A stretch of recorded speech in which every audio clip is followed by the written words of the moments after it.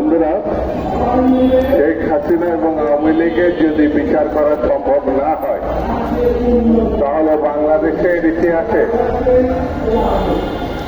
যারা স্বৈরাচারকে পতন ঘটানোর জন্য দীর্ঘ 15-16 বছর ধরে আন্দোলন করেছে, শহীদ হয়েছে, সর্বশেষ জুলাই আগস্টে অকাতরে প্রাণ দিয়েছে, তাদেরকে অসম্মানিত করা হয়। যারা আহত হয়েছে তাদেরকে অসম্মানিত করা হয়। সেই জন্য এই বিচার অতি অবশ্যই হতে হবে। ডক্টর ইউনূস সাহেবকে আমি ধন্যবাদ দিই, তিনি শুরু করেছেন এই আয়োজন। আমি মনে করি এই শুরুটা সম্পূর্ণ হবে আগামী দিনে নির্বাচিত গণতান্ত্রিক সরকারের মধ্যে। নির্বাচনের মধ্য দিয়ে যে সরকার আসবে, সেই সরকার এই খুনিদের বিচার করবে। আমাদের এই যে হাবিবুর রহমান হাবিব সাহেব আসছেন, দেশনেত্রী বেগম খালেদা জিয়ার বিশিষ্ট উপদেষ্টা, সাবেক ছাত্র নেতা, তারও যে আন্দোলন, ছাত্র জীবনের যে গণঅভ্যুত্থানের 90-এর আন্দোলন, সেটিও হচ্ছে বাংলাদেশের গণতন্ত্রের জন্য। এমন কোন ছাত্র নেতা সাবেক এবং বর্তমান নাই যারা গণতন্ত্রের আকাঙ্ক্ষায় লড়াই করে। হাসিনা এবং আওয়ামী লীগ দেশে এবং সারা বিশ্বে এরা হলো হিটলারের অনুসারী।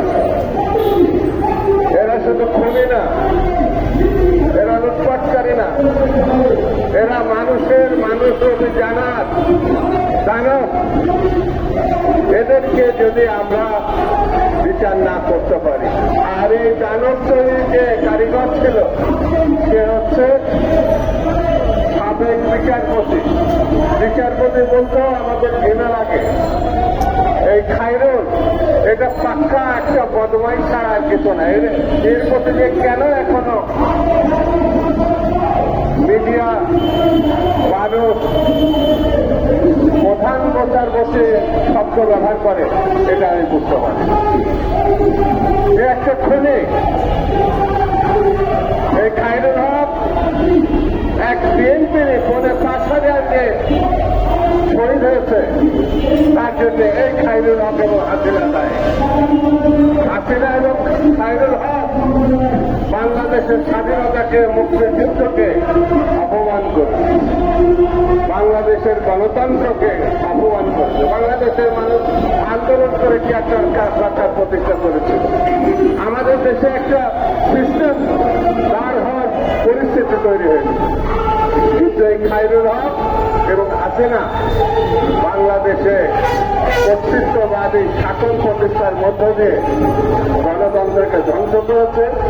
71 থেকে 24-এর যে আন্দোলন, সেই আন্দোলনে অসংখ্য শহীদ, অসংখ্য মানুষ যে আহত হয়েছে এবং বাংলাদেশের মানুষ যে ক্ষতিগ্রস্ত হয়েছে, স্বাধীনতার সার্বভৌমত্ব বিপন্ন হয়েছে, তার একমাত্র দায়ী ব্যক্তি এই হাসিনা, খায়রুল হক এবং দল হিসাবে আওয়ামী লীগ।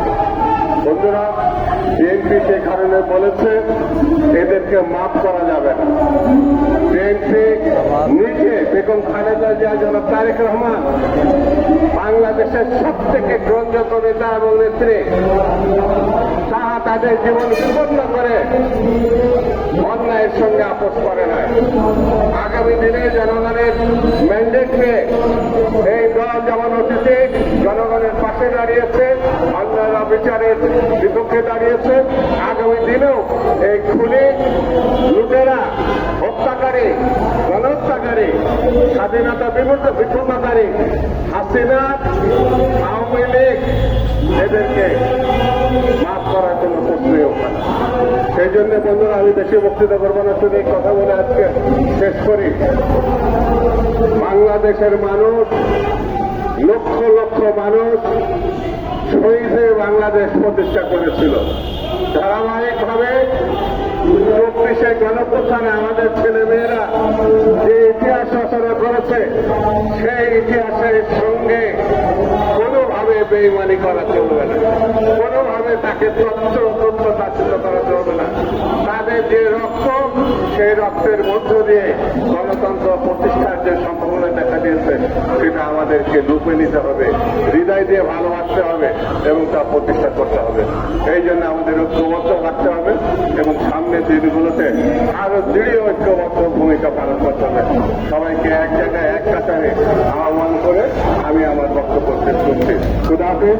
বাংলাদেশ জিন্দাবাদ।